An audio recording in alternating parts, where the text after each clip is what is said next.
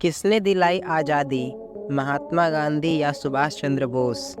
आइए जानते हैं कि ब्रिटेन के प्रधानमंत्री ने क्या कहा था। देश 15 अगस्त 1947 को आज़ाद हो गया। पूरा देश इसके जश्न में डूबा था। वर्षों की अंग्रेजी गुलामी से आज़ादी मिली थी, लेकिन इसके साथ ही एक नया विवाद का जन्म हुआ। आज़ादी का नायक कौन, महात्मा गांधी या सुभाष चंद्र बोस? इस विवाद पर लेखकों और लोगों की अपनी अलग अलग राय हैं, लेकिन उस वक्त ब्रिटेन के तत्कालीन प्रधानमंत्री ने सुप्रीम कोर्ट को दिए जवाब में सुभाष चंद्र बोस का जिक्र किया था। उन्होंने कहा था कि सुभाष चंद्र बोस के प्रभाव के चलते हमें भारत को आज़ाद करना पड़ा। वहीं कहीं ऐसे लोग हैं जो भारतीय स्वाधीनता की लड़ाई में महात्मा गांधी के अहिंसक आंदोलन का योगदान को नकारते हैं। साथ ही आज़ादी का पूरा श्रेय सुभाष चंद्र बोस और अन्य कई महापुरुषों को देते हैं। ब्रिटेन के प्रधानमंत्री ने कही थी ये बातें। वही लोग और लेखकों ने महात्मा गांधी को भारत की आज़ादी का नायक मानते हैं।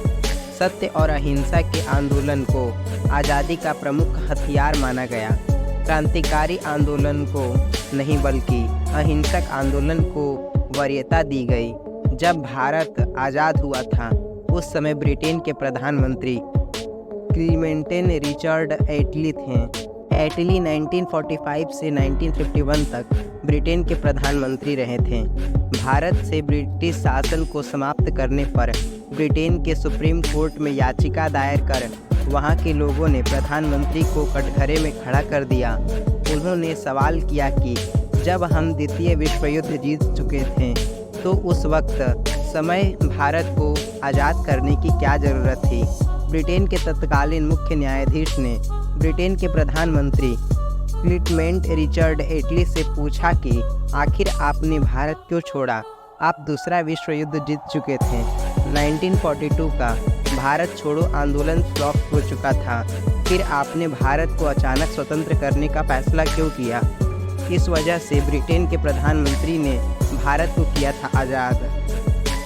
मुख्य न्यायाधीश के इस सवाल का जवाब देते हुए प्रधानमंत्री क्लीमेंट रिचर्ड एटली ने कहा कि 25 लाख भारतीय सैनिक द्वितीय विश्व युद्ध जीतकर लौट रहे थे।